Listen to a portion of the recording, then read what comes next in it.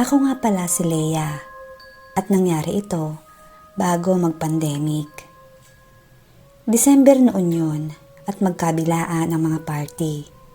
Kaya dahil sa nagtitipid ako, pinuntahan ko kaagad yung maliit na ukay shop na inirekomenda ng isa kong kasama dahil meron daw doon na black lace dress na babagay sa akin. Dahil petite figure ako at 100 lang yon. Sinukat ko yung dress at maganda nga. Saktong-sakto sa akin kaya binili ko kaagad. Pag uwi ko, binabad ko at nilabhan ko kaagad. As usual, sinampay ko siya sa bodega namin. Sa may pintuan mismo. Hindi ko na inilabas ng bahay dahil baka pagdiskitahan pa nila at manakaw. Yung pintuan ng bodega namin ay iniiwanan lang namin talagang nakabukas dahil connected siya sa kusina namin. Kaya kung dadaan ka sa kusina, ay kita ka agad yung sinampay kong dress. Nang matutulog na ako, hindi ko alam kung binungot ba ako kasi ay napanaginipan ko na lumabas daw ako ng kwarto namin para mag-CR. Pagkalabas ko ng kwarto, nakita kong may nakatayong babae dun sa bukas na pintuan ng bodega namin. Suot niya yung black dress na kanina ay nakasampay. Wala namang dugo yung mukha niya. Pero nakakatakot lang dahil nakangiti siya sa akin at hindi ko malilimutan yung mukha niya.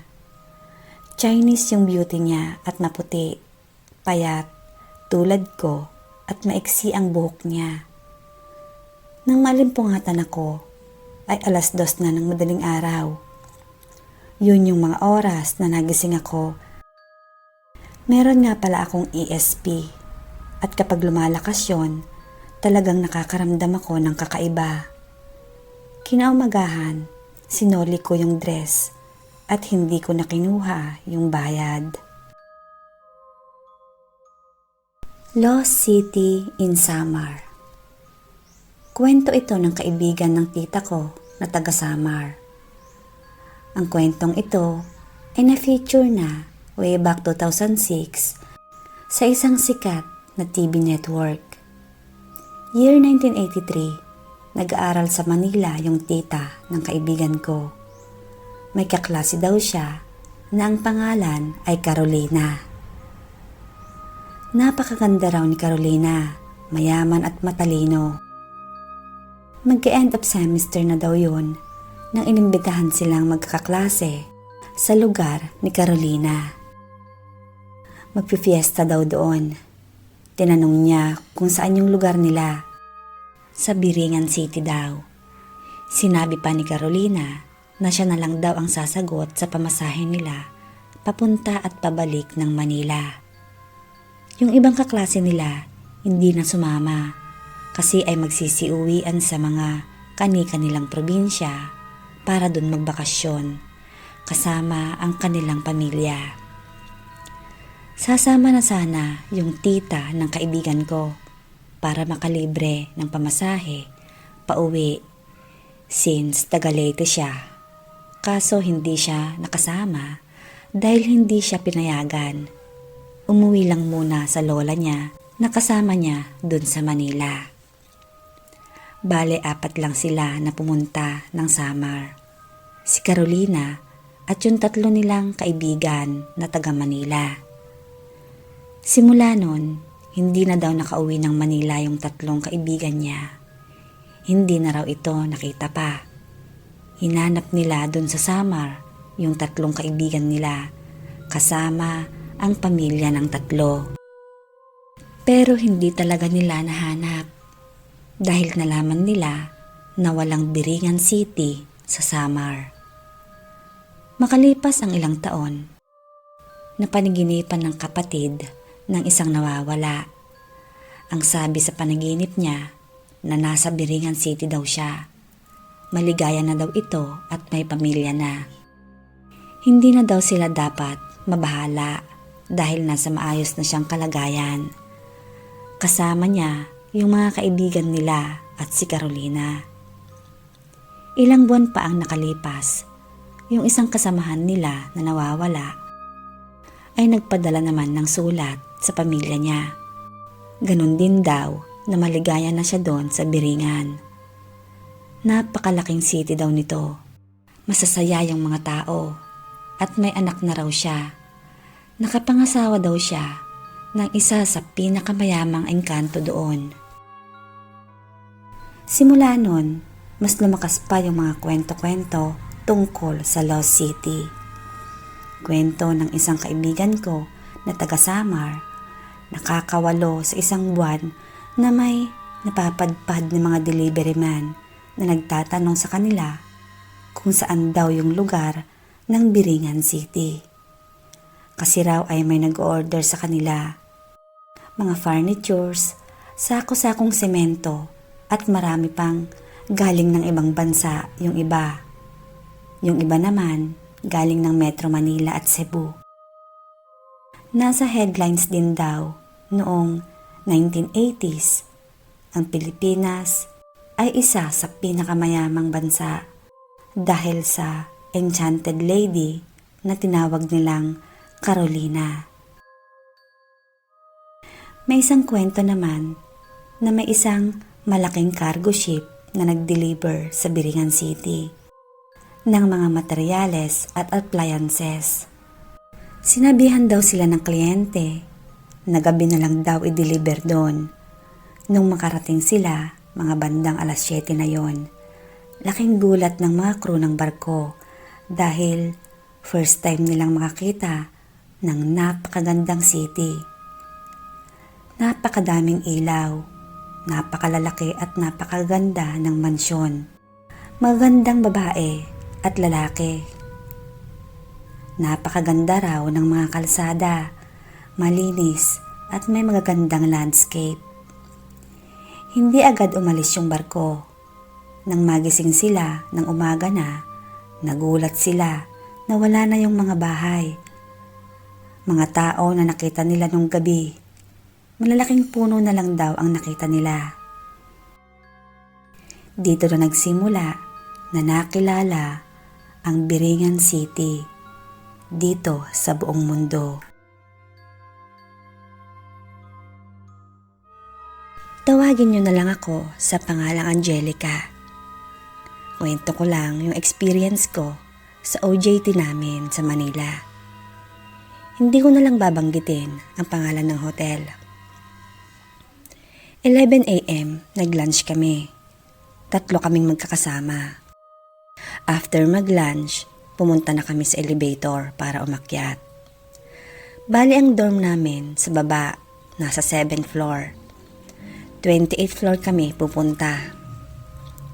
Naiinis na kami dahil ang tagal ng elevator. Naghintay muna kami sa elevator. Naupo na lang kami sa tagal. Maya-maya, may narinig kaming nagtatawanan sa hallway.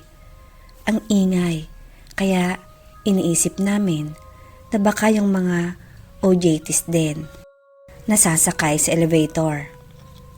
Sinilip ng mga kasama ko. Wala namang tao. Nagtaka na yung kasama ko. Maya-maya pa, may narinig kaming mga naglalakad. Ang ingay ng lakad nila, para silang naka-heels. Pagsilip namin, ni isa walang tao. Doon na kami natakot. Yung elevator pag dumaan sa 7th floor, biglang pinapatay. Pinindot namin paulit-ulit. Nagyayakapan na kami. Dinadaanan na lang kami ng elevator. Ilang minuto pa, andyan na naman yung parang nagtutulak. Parang stroller. Yung 7th floor, walang guest doon. Kasi parang OJTs lang ang mga nakadorm. Tiningnan namin kung sino. Wala talagang tao. Nagtutulakan na kami, sabay nagyayakapan. Ang tagal ng elevator. Nung dumaan na ang elevator sa amin, pagkabukas ay pumasok na kami kaagad. Nagulat yung operator. Sabi niya, parang takot na takot daw kami. Ang sabi ng kasama ko, May multo yata sa 7th floor. Sabi ni kuya, meron talaga doon. Sabay ngiti. Huwag na lang kayong matakot. Ang saad pa niya. Tapos yung last kong na-experience, natulog ako ng maaga sa dorm namin dahil pagod na pagod ako. Madami din kasi yung ginawa namin buong araw. Nung nakatulog na ako, naalimpungatan ako. May humawak sa paa ko. Ang higpit ng pagkakahawak. Pakiramdam ko talaga yung dalawang kamay niya nakahawak sa paa ko. Nakakumot naman ako, pero ramdam ko. Kaya ako nagising, napabangon agad ako sa takot. Double deck kasi yung bed namin. Ako yung nasa itaas. Nung tiningnan ko naman ang mga kasama ko, mga tulog pa din. Tingin ko nasa 3:00 yon ng madaling araw. Dahil sa takot ko, bumaba na lang ako at tumabi sa kasama ko. Hindi na ako nakatulog. Ramdam ko pa din yung parang nakahawak sa paa ko. Hinintay ko na lang na mag-umaga. Ang sabi ng kaklase ko sa kabilang room, noong nagkukwentuhan daw sila, may nang bato ng hanger. Hindi na lang daw nila pinansin. May kumakatok pa daw sa pintuan pag madaling araw.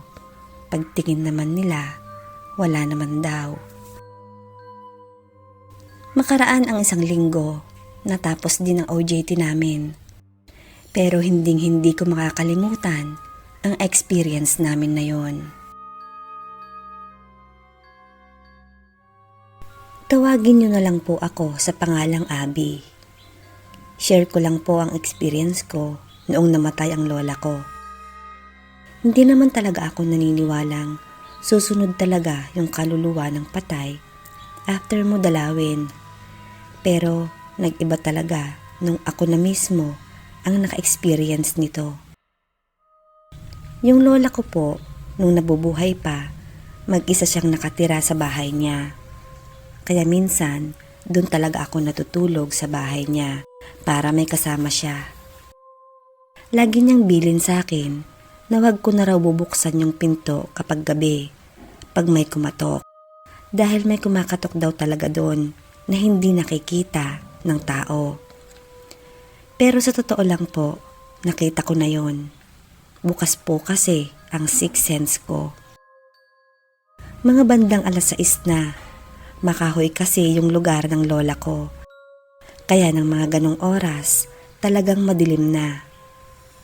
Nakahiga ako sa duyan. Dala ng pagod, nakaidlip ako ng bahagya. Alam kong nagising ako, kasi ay parang may nagduduyan sa akin at kinakantahan ako. Medyo nakamulat ako noon. Kitang-kita ko yung itim na figura ng lalaki. Malaki ang katawan, matangkad at nanlilisik ang mata nito. Gustong-gusto kong gumalaw, kaso hindi ako makagalaw. Palapit siya ng palapit sa akin, hanggang sa sinakal niya ako at hindi na ako makahinga. Mabuti na lang, nalaglag yung isang paa ko sa duyan. At doon na ako tuluyang nakagalaw. Pawisan ako noon, kahit hindi gaanong mainit at parang nahihirapan na akong huminga. Fast forward. Nung namatay po yung lola ko, kasama ko si mama at yung kaibigan ni mama na nanguha ng damit ni lola para daw sa pasabay.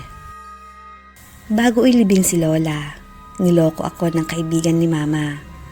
Kunin ko daw yung paboritong damit at isama ko para hindi daw ako sundan. Tinawanan ko lang siya kasi nga ay hindi ako naniniwala. Isa pa, kabilin-bilinan ng matatandang bumibisita sa burol ni lola na wag daw isama yung mga koleksyon niya, tulad ng cellphone, at baka tumawag daw sa amin. Hindi ko nga isinama yung cellphone niya. Dumating na yung araw ng libing. Nagiiyakan na ang lahat. Nung nasa sementeryo na kami, nag-speech ng konti yung kuya ni mama at si mama bago ihatid sa huling hantungan. Doon pa lang sa sementeryo, masama na talaga ang pakiramdam ko. mabigat yung katawan ko at masakit ang ulo ko. Kaya hindi na ako sumama doon kung saan ilalagak si Lola. Nagpaiwan na lang ako sa may waiting shed. Pagkatapos mailibing si Lola, ay nag-uwian kami doon sa pinagburulan sa kanya. Nagbigay ng pagkain sa mga nakiramay at nakilibing. Nagkihalubilo pa nga ako sa mga bisita.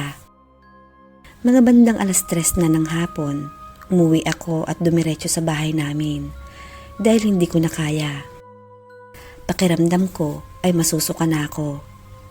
Nagpaalam ako kaya biniro pa ako ng kaibigan ni Mama na baka sumama daw sa akin si Lola, kaya masama ang pakiramdam ko. Magpagpag daw muna ako.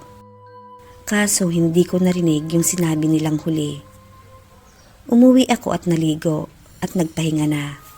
Bandang 5:00 ng hapon nang makauwi sila Mama. Nilalagnat na ako noon.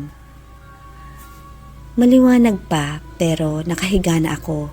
Nilalamig ang buong katawan ko. Ang sabi ko pagod lang ako. Not until 6 p.m. may narinig akong tumawag sa labas ng bahay. Malinaw na boses ng lola ko yun. Hanggang ngayon, tandang-tanda ko yung boses niya na yun pag tinatawag niya yung pangalan ng mama ko. Tinawag ko si Mama na nasa kusina. Ang sabi ko, "Ma, may bisita ka ata. Tinatawag yung pangalan mo sa labas, 2 beses." Pero pagsilip ni Mama, wala namang tao. Tinanong niya ako kung anong boses. Ang sabi ko, "Boses babae, mukhang matanda, baka kailangan ka." Doon nagtayuan ang balahibo ko. Kasi ng mga oras na iyon, nag-sync sa akin na boses ni Lola ko yun. Masakit ang buong katawan ko ng mga oras na yon. Pero alam kong boses ni Lola yung tumawag na yon. Doon ko lang na-realize na sana pala ay pinadala ko yung damit na sinasabi ng kaibigan ni Mama. At sana pala ay nagpagpag pala ako bago umuwi ng bahay.